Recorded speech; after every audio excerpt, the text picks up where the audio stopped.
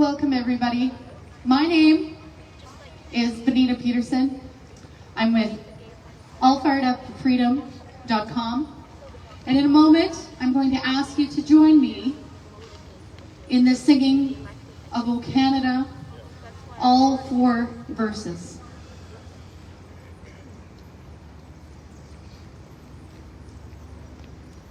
O Canada, our home and native land, true patriot love, in all thy sons command.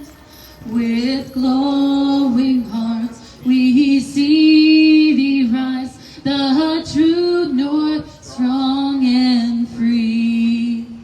From far and wide, O Canada, we stand on guard for thee. God, keep our land glorious and free. O Canada, we stand on guard for thee. O Canada, we stand on guard for thee. O Canada, where pines and maples grow, great prairies spread, and lordly rivers flow.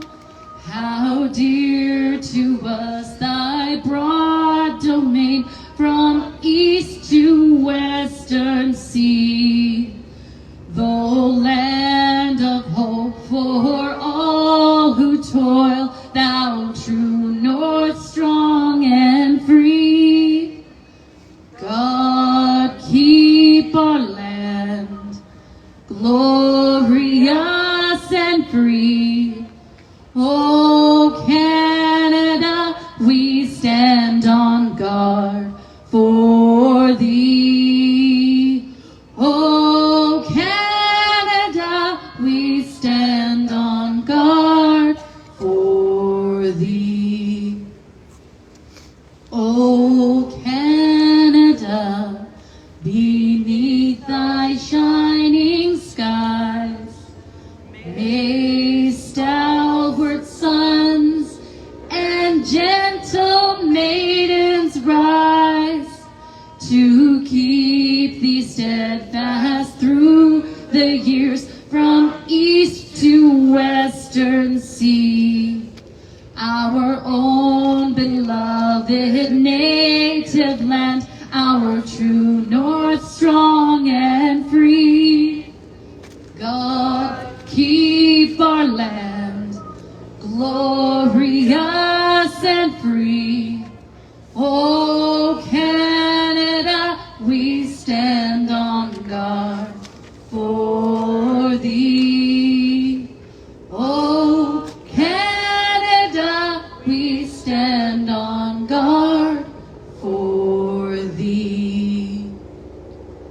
Ruler supreme, who hearest humble prayer, hold our dominion within thy loving care. Help us to find, O God, in thee a lasting rich reward, as waiting for the better day we ever stand on guard.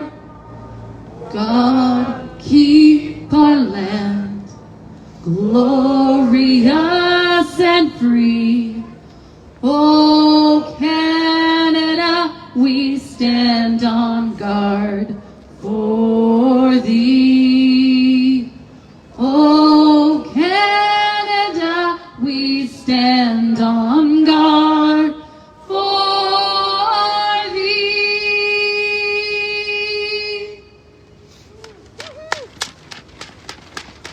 Thank you for your participation, everyone. Thank you so much. Although I sense this country is still in great distress, I have a great love for this nation, and I think you do too. And I also have feelings of hopefulness. And that's one of the reasons ceremonies like today are so incredibly important. Because when we recognize where we've been, and we acknowledge what we've been through, it gives us guidance with regards to where we're going. And so one of the presenters we're going to hear from today is David. He's a veteran. He has served in the Canadian Armed Forces, and he has a message for you. Please welcome veteran David.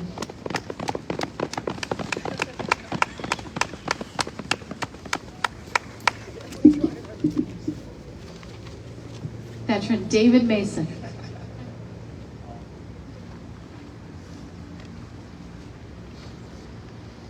All right. Testing. Perfect. Okay, so yeah, I'm David Mason. I served with Patricia's New Light Infantry and the Royal Canadian Navy. So, lest we forget, we hear it all the time this time of year, but what does it mean? Of course, we all know it means to remember those who served this nation, but few understand that it is actually a warning. Our veterans who served and fought for our country earned all the rights and freedoms we take for granted today. So why the warning? I believe that these heroic men and women endured hell on earth, so we may enjoy a little piece of heaven, earned and paid for with the blood, sweat, and tears of patriots. The warning is a reminder that all we have can and will be taken from us if we forget those who paid for it. Lest we forget is not a statement of sentimentality to help give closure to loved ones or comfort those who lost so much in Canada's many conflicts. It is a statement to all who hear it that we should never get complacent. We should never take our glorious and free nation for granted, and we should never forget the cost that was paid to give this country to us. Our Canadian men and women have a history of courage, bravery, and fearlessness.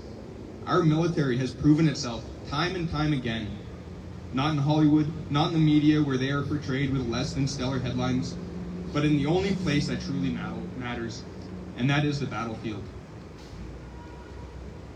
Canada's military has a legendary heritage, and I would like to take this time to highlight this legendary status with a brief overview of just a few members of our historical military. To start, I want to talk about Sergeant Tommy Prince, my personal hero. He was born October 25th, 1915 in Scanterbury, Manitoba. He was born to a proud lineage of Indigenous chiefs, so he had a lot to live up to. He bravely volunteered for service at the start of World War II and was finally accepted on June 3rd, 1940. Originally trained as a sapper with the Royal Canadian Engineers, he volunteered for duty with the 2nd Canadian Parachute Battalion, which was actually recruiting secretly for the newly formed 1st Special Service Force. In fact, all of our special forces today can trace their lineage back to the 1st Special Service Force. Later dubbed the Devil's Brigade, they were tasked with some of the most arduous missions. The Devil's Brigade was sent to Italy in 1943, where among other assignments, they took, and I hope I pronounce this properly, Monte Majo and Monte La Defensa, a pair of twin peaks that were critical to the German defensive. Monte Majo was a Canadian contingent's assignment, and Tommy Prince was given the task of leading patrol up its slopes. Partway up, he left them behind and single-handedly approached and dispatched the German gunners in complete silence. This led to the successful taking of Monte Majo. Later, moved to Anzio on February 8, 1944, near Latoria, Prince was sent to report the location of several German assembly points. With 1,400 meters of telephone wire, he reported on the German positions from an abandoned farmhouse.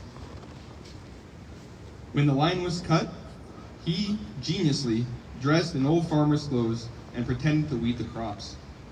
He shook his fist in the air at both the Allies and the Germans while searching for the cut portion of the telephone wire.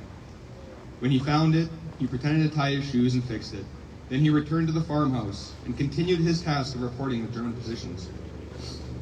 He was known to sneak past German security guards at night, enter enemy sleeping quarters, leaving messages, stealing equipment, and even dispatching enemy soldiers, all while being silent as a ghost. During the Korean War, he was a member of 2 PPCLI. He was present during the legendary Battle of Kapyong, where a mere 700 infantrymen were opposed by a Chinese division of 20,000 soldiers. With all their support forces abandoning them, they were left to fend for themselves. Lieutenant Colonel Stone ordered his men to fight with the words, "No retreat, no surrender." Here, they would successfully repel the overwhelming force of Chinese soldiers. 2 VP would receive the Presidential Unit Citation for this epic and heroic feat. Sergeant Tommy Prince received the Military Medal, the Silver Star, 6 service medals for his service in World War II, plus the Korea Medal and the UN Korea Medal. Posthumously, he was awarded the Canadian Volunteer Service Medal for Korea in 1991. And today, we remember him. William Billy Avery Bishop, Canadian flying ace of World War I with 72 kills, making him the top flying ace of both Canada and the British Empire in the war. Born February 8, 1894 in Owen Sound, Ontario, he originally served with the 7th Canadian Mounted Rifles, where he was placed in charge of the regimental machine guns. He was known to never miss a target.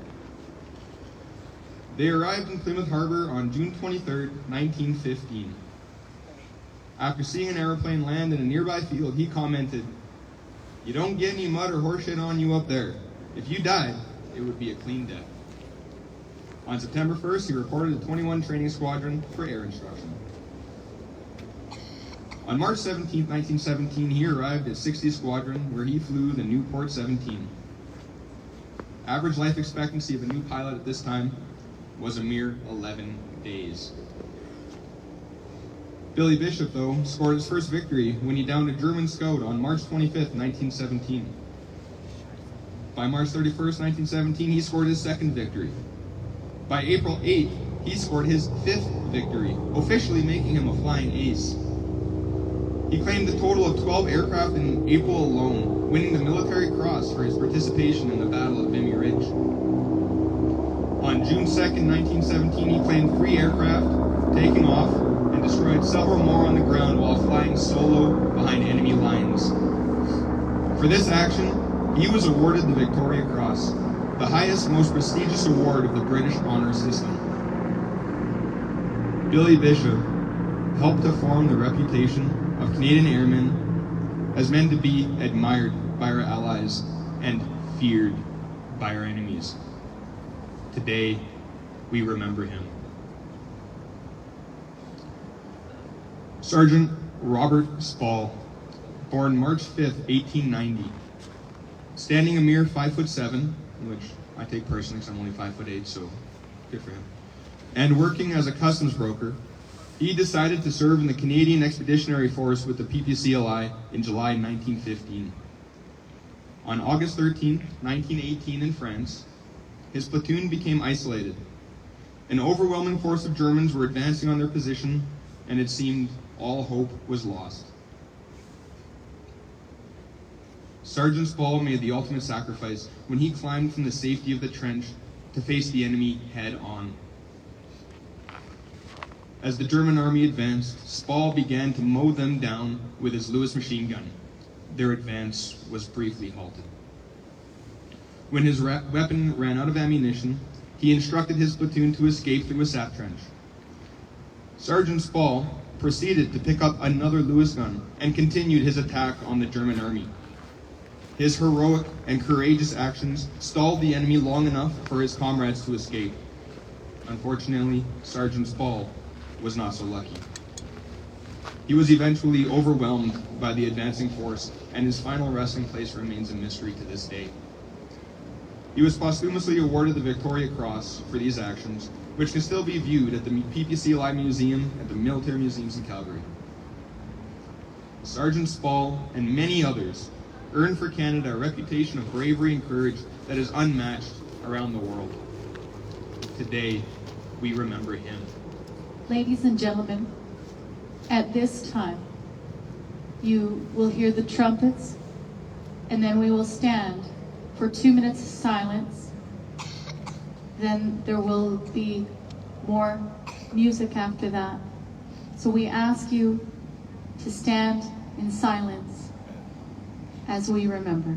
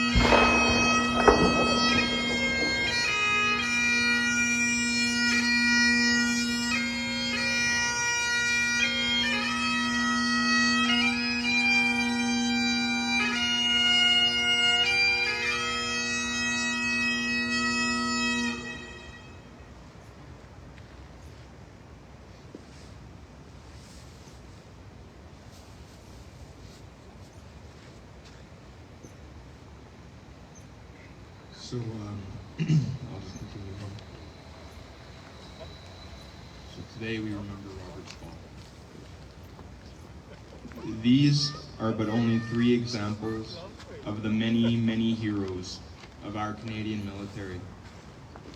Together, they earned the love of Canadians, respect of our allies, and the fear of our enemies. And today, we remember them.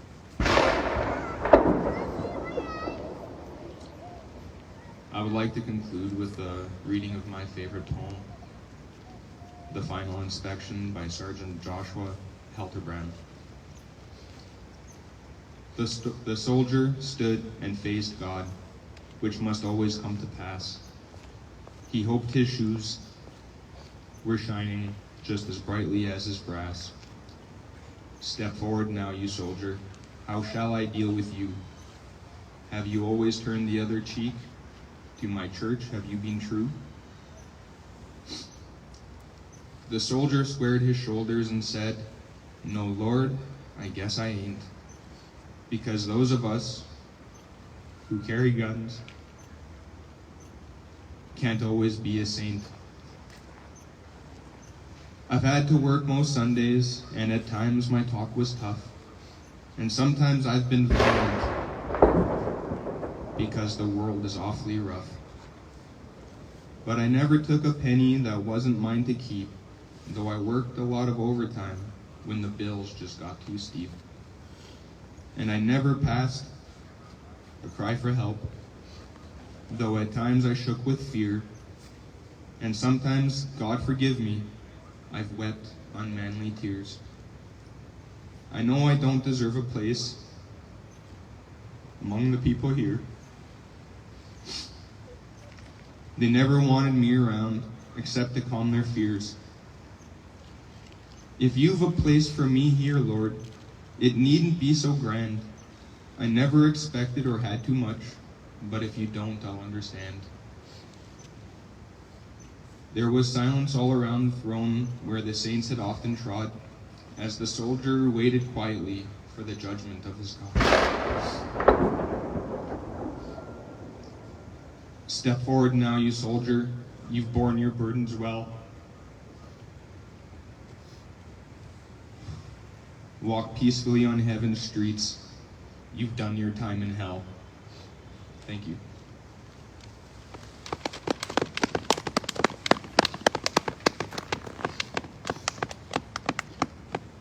Thank you, David. We now call on Joy to come up. Joy is also a veteran, and she'll be sharing a poem with us.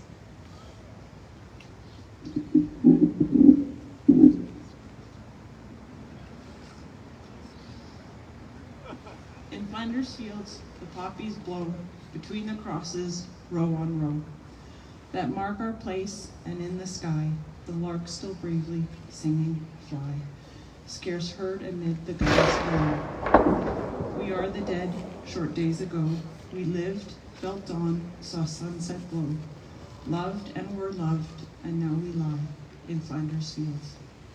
Take up our quarrel with the foe, to you from failing hands we throw. The torch be yours to hold it high, if we break faith with us who die. We shall not sleep, though poppies grow in Flanders fields.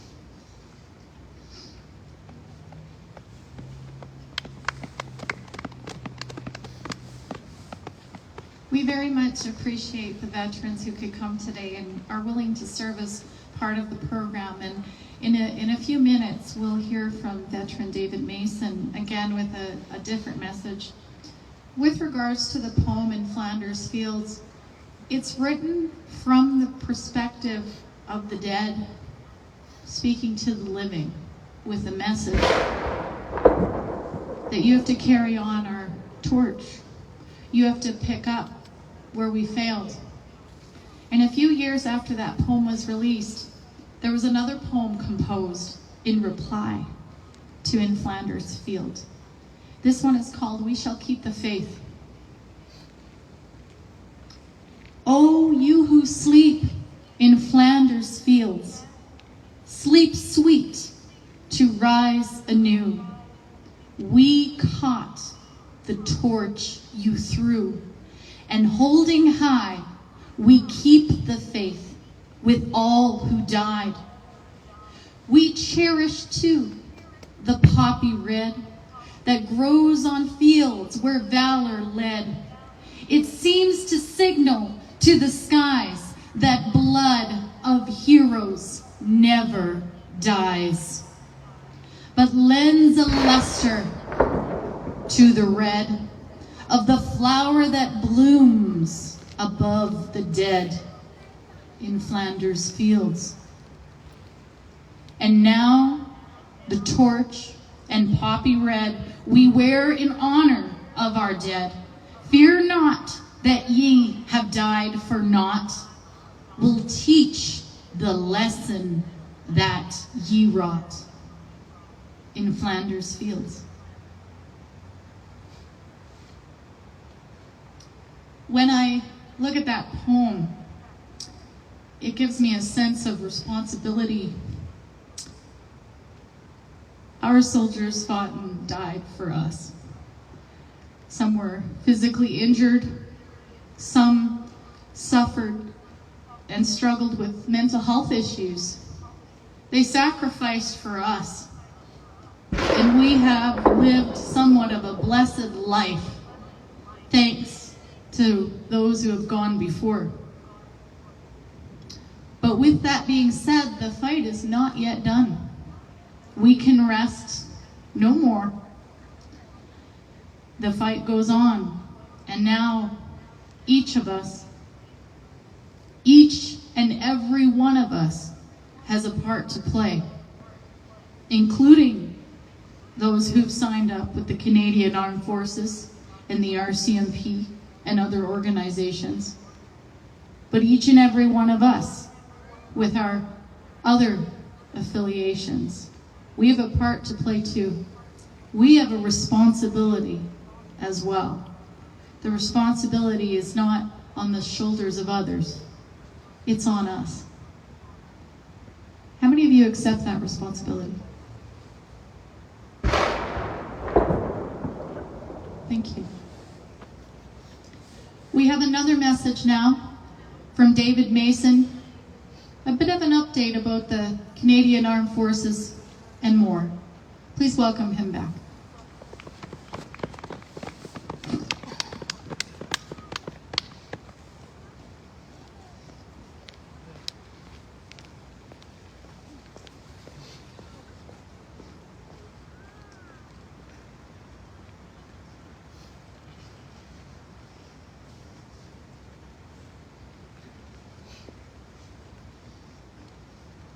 So this one's going to be a little more personal. So I joined the Army in 2009, and I spent 6 years with the 3rd Battalion, PPCLI, and then 4 years with the Royal Canadian Navy. I deployed to Kabul, Afghanistan with 3 VP from 2011 to 2012 on op attention, Rota 0. Although I deployed only once to Afghanistan, my tour was extended to a total of 8.5 months, and thus I earned both my General Campaign Star and my bar. When leaving the Army in 2015, I said to my company that no matter what else I accomplish in my life, nothing will equal the pride I feel from being counted among them. Once a Patricia, always a Patricia. In the Navy, I served as a naval electronic sensor operator. Although I was no longer an infanteer, the desire to shoot shit and blow shit up was just too tempting to turn down. And also the idea of spec pay was pretty enticing. In the year 2020, that infamous year when everything changed around the world, I deployed with HMCS Winnipeg on op protection and op neon, earning another 2 medals. We nicknamed it the jail sail, because although we sailed to Hawaii, Japan, and Guam, we were never allowed to leave the ship. The sail lasted for 4.5 months. I was trained as an ALISRA operator and worked as an early warning for our ship of any incoming aircraft or ships. As NESOPs, we gave the ship situational awareness of the surrounding seas and skies. On deployment, they were gracious enough to train me for a future role as a ship's 57mm gunner and Sea Whiz operator. Artillerymen and tank crews can attest to the feeling of power one feels while in control of such powerful weaponry. I absolutely loved my occupation and the crew of HMCS Winnipeg. I always wore my uniform with pride and took my role as an Armed Forces member seriously. I wore that uniform for a total of 10 years, and by all accounts, I wore it honorably. In fact, you could say I always dreamt of wearing one. As a preteen, I put away my hockey skates and decided to join the Royal Canadian Air Cadets. I decided at a young age to never take our country for granted and always partook in Remembrance Day ceremonies so I could show my respect for those who came before me. From the age of 12 onward, I wore that poppy from November 1st to November 11th religiously. I never missed an opportunity to show my respect and gratitude to our veterans. That's 26 years from when I was 12 to the present day. I've been to or a part of a Remembrance Day service ever since, except once. I remember having the honor of being a cenotaph guard for one service while still serving with the PPCLI, but I don't remember which year or what town we were in. I remember the sound of the trumpet playing the last post, but I can't remember who played it. I remember the poem in Flanders Fields, but please don't ask me to recite it because I can't remember how it goes, and we literally just heard it and I still can't remember. I've been to many Remembrance Day services, but there is only one Remembrance Day that I will never forget.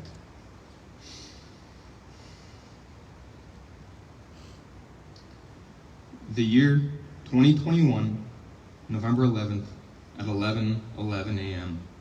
I know exactly where I was and what I was doing. For the first time in 25 years, I was not on parade, shoulder to shoulder with my peers. For the first time in 25 years, I was not in the audience as our brothers and sisters in arms paid their respect for those who made the ultimate sacrifice for our country. For the first time in a very long time, I was not invited out for drinks at the local Legion. No. In the year 2021, on November 11th at 11:11, for the first time in 25 years, I sat alone. In my bedroom, not wanting my wife or children to see me in that state, I sat alone.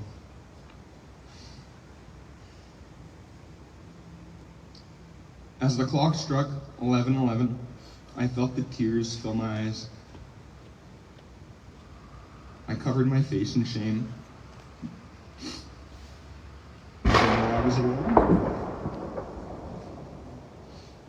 1 second, sorry.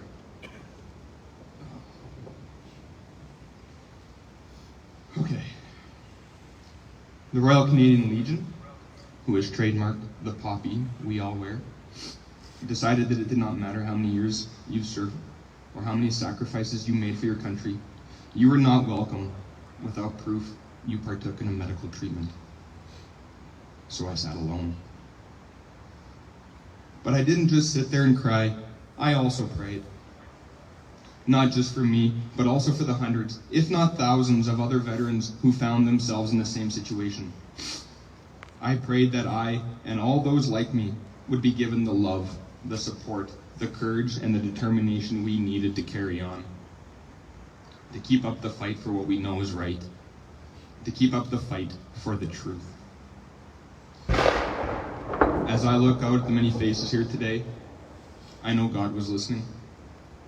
My prayers have been answered. Never again will I feel unwanted or unwelcome on Remembrance Day. Never again will I be or feel alone on Remembrance Day. Never again will I be made to feel ashamed on Remembrance Day. If you turn your back on one veteran, you turn your back on all veterans. Every year we hear the warning, lest we forget, but we have not heeded the warning. We remember our veterans and our fallen, but we forget why it is so important to remember them. We go through the traditional ceremony meant to honor our heroes, but we have forgotten the reason why they sacrificed so much. We are the true North, strong and free, lest we forget. By November 15th, 2021, I was no longer allowed to enter HMC ships or any Department of National Defense building. I was forced to work from home until they made a final decision of what to do with me. What was I supposed to do, play battleship? One officer put in charge of me stated in an email, "On the plus side, you're getting paid to stay home, almost like a paid vacation." Such is the attitude of people today. No pride in their work, no desire to accomplish anything, and no pursuit of meaning in their lives. This particular officer clearly did not think about what he was saying. This vacation I was on was anything but. What was I going to do on this vacation? Was I going to fly home to see my family? I haven't seen them in years. No, I couldn't without proof of a medical treatment. Was I going to take my wife and children out to dinner to save my wife the trouble of cooking another delicious home-cooked meal? No, I couldn't without proof of a medical treatment. I remember holding back the tears as my daughter asked if we could go see the latest movie at the theater. Of course, we couldn't without proof of a medical treatment. With all my spare time, I would have loved to hit the gym and stay fit to fight. But of course, I couldn't without proof of a medical treatment. Some vacation. I was told at the beginning of December that if I did not receive the medical treatment that was being ordered into the veins of every soldier, sailor, and airman, that I would be released by mid-January. We lived in military housing, and as such, the only home my children have ever known was being threatened to be taken from them. We had no place else to go, and now we were being told we had a little over a month until we were living on the street. Unless, of course, we succumbed to the pressure and partook in this medical treatment. Luckily, the Canadian Armed Forces wasn't able to actually release me until July, and we had already secured a place to live. My wife's grandmother was wonderful enough to take us in here in freedom-loving Alberta. I call this province the freedom capital of Canada.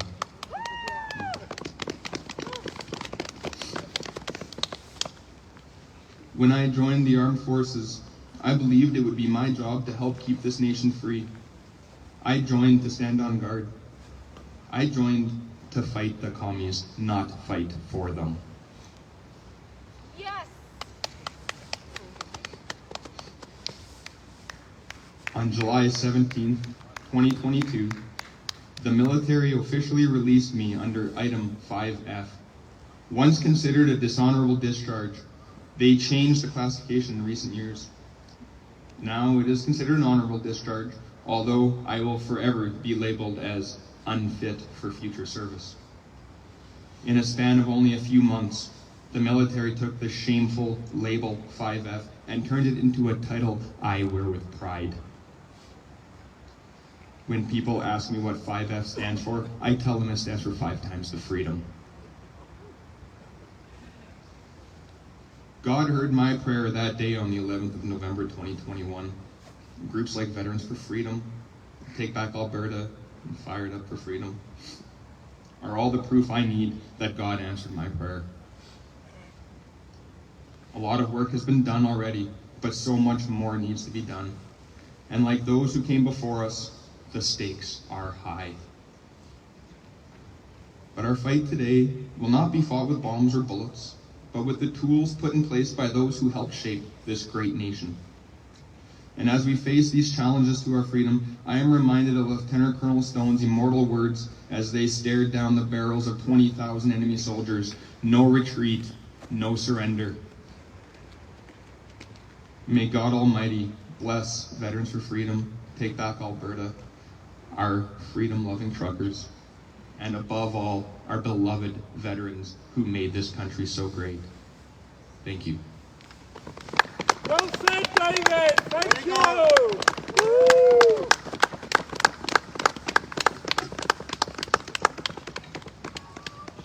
And so now it's on you. What can you do? It's so important to have events like this where we make our voices heard, where David's voice is heard. And in a sense, your voice is heard by being here and supporting him.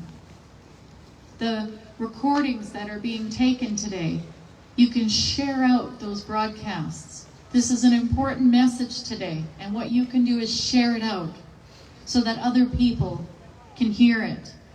And continue to attend events and make your voice heard in all those different ways, including writing to elected representatives and more. I went online and I looked up some poems that I thought would suit today, and this one jumped out at me. It's a short one, and it goes like this. For the many who fought and died to give me freedom of choice, I want a way to honor them, to thank them for my voice. I know that I'm only one voice, a noise coming from my throat, but if we join together, we can shout out with our vote. That poem's called Decide to Vote.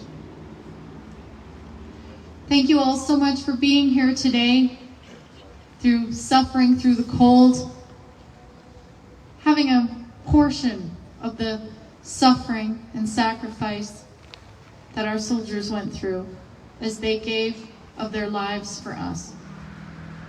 Encouraging you in going forward. Be there for one another. Love one another. Continue to support one another. Thank you again for being here today.